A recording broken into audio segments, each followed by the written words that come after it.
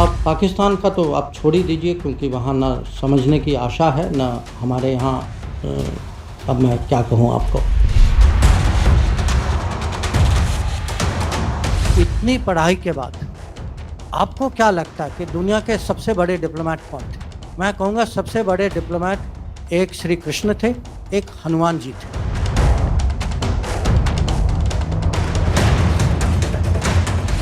My phone rang, and this time it was the Prime Minister.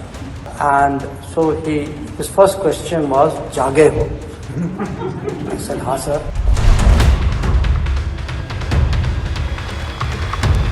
उनका कोई G20 से लेना देना नहीं है। आई विल ऑल्सो से उनका कोई श्रीनगर से भी लेना देना नहीं।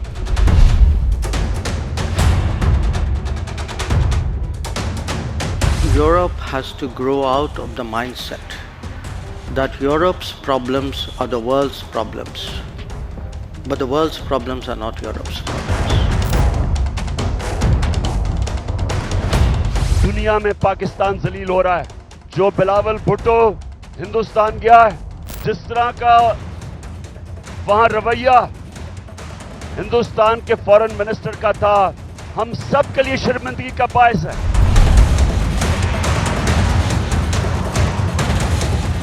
I'm not sure any Prime Minister other than Narendra Modi would have made me minister.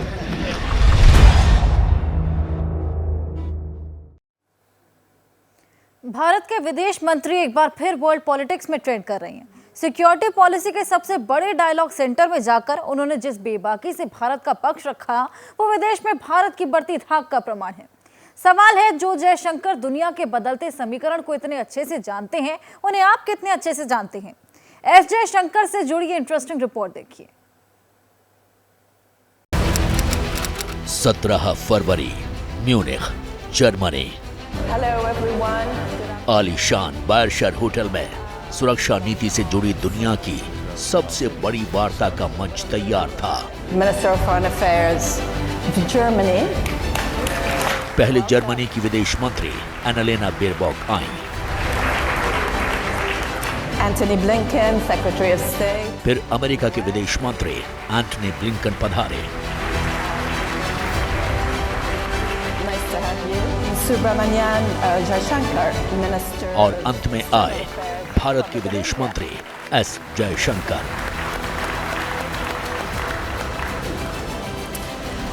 तीन अलग अलग महाद्वीप की ताकतें एक मंच पर थीं। सवाल पूछ रही थीं ब्रिटिश अखबार फाइनेंशियल टाइम्स की एडिटर रूला खलाफ। इसराइल हमास से लेकर यूक्रेन की जंग से जुड़े कई कठिन सवाल दागे गए। रूला खलाफ ने जयशंकर से विदेश नीति से जुड़ा एक बड़ा सवाल पूछा। So you can pick and choose alliances, but you can also pick and choose topics. On Russia, for example, you still buy Russian oil. Is that okay with your counterpart from the US? Everything is your relationship is fine. You can do whatever you want whenever you want. सवाल पेचीदा था, गंभीर भी। जयशंकर ने मुस्कुराते हुए धैर्य से इस जटिल सवाल को सुना और फिर जो जवाब दिया वो इंटरनेशनल मीडिया की हेडलाइंस बन गया। Your question, do we have multiple options? Answer is yes. Is that a problem? Why should it be a problem? If I'm smart enough to have multiple options, you should be admiring me. You shouldn't be criticizing. We agree on some things, but Jaishankar का जवाब सुनकर Germany और America के विदेश मंत्री उनकी हाजिर जवाबी और ह्यूमर के कायल हो गए।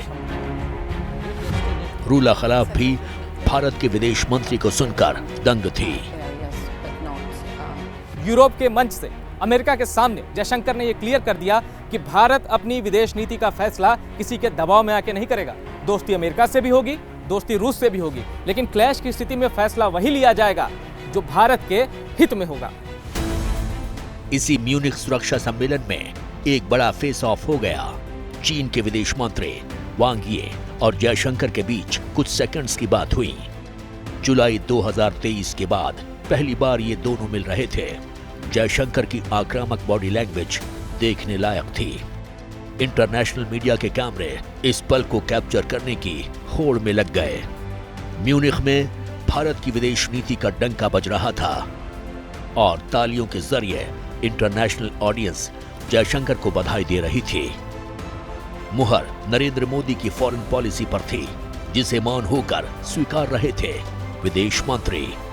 लेकिन जानते हैं, अगर नरेंद्र मोदी न होते तो जयशंकर आज भारत के विदेश मंत्री नहीं होते, और ये बात खुद जयशंकर ने ही कही है।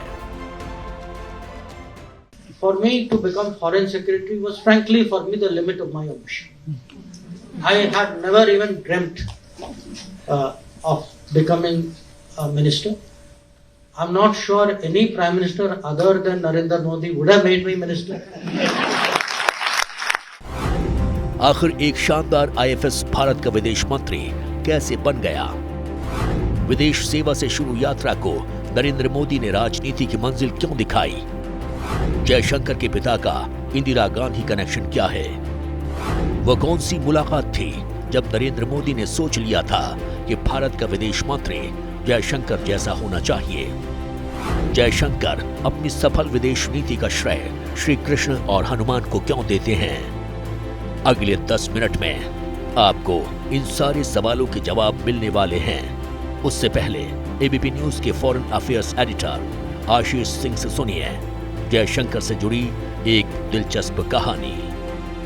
कुछ सालों पहले का एक वाकया मुझे याद है, जब डॉक्टर जयशंकर देश के विदेश सचिव हुआ करते थे और एक मल्टीलैटरल बैठक में हिस्सा लेने के लिए वो काठमांडू गए थे, जिसकी कवरेज पर मैं भी वहां मौजूद था। और उस बैठक के दौरान कुछ ऐसा आउटकम निकला कि हम सभी सरप्राइज रह गए। और उसके बाद शाम के वक्त एक इनफॉर्मल बातचीत के दौरान डॉक्टर जयशंकर हमारे साथ कॉफी पर बैठे, जिसमें जब मैंने उनसे हंसकर के ये सवाल किया कि आखिर ये आप कर कैसे पाए, वो मेरी तरफ पलटे, मुस्कुराए और उन्होंने कहा, well I am a sharp negotiator, यानी मैं एक कुशल वार्ताकार हूं। स्मार्ट नेगोशिएटर तो जयशंकर ही हैं, लेकिन जिस दृढ़ता से वो भारत का पक्ष रखते हैं वो उनकी अपनी तराशी गई खूबी है। आज दुनिया जयशंकर को पढ़ती है, समझती है, सुनती है, लेकिन जयशंकर अपनी सफलता का श्रेय किसे देते हैं? सुनेंगे तो चौंक जाएंगे। मैं कहूँगा सबसे बड़े डिप्लोमेट एक श्री कृष्ण थे, एक हनुमान जी थे। कि अगर आप उनको कूटनीति के परिप्रेक्ष्य से देखें कि किस सिचुएशन में थे, उनको मिशन क्या दिया गया था, किस तरीके से उन्होंने हैंडल किया था। और हनुमान जी ने तो माने उसके साथ इतना इंटेलिजेंस भी और मिशन के आगे भी बढ़ गए थे। उन्होंने सीता को वो कांटेक्ट भी किया था, पूरी लंका की खबर ली, लंका को जला भी दिया उसके बाद।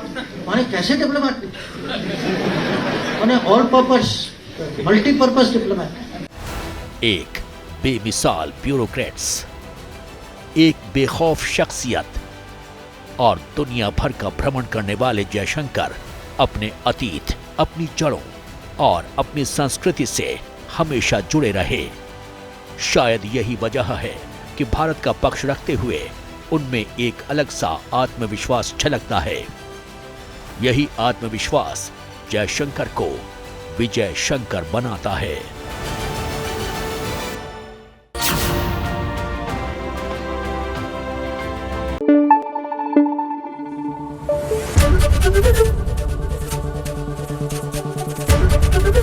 एबीपी न्यूज आपको रखे आगे।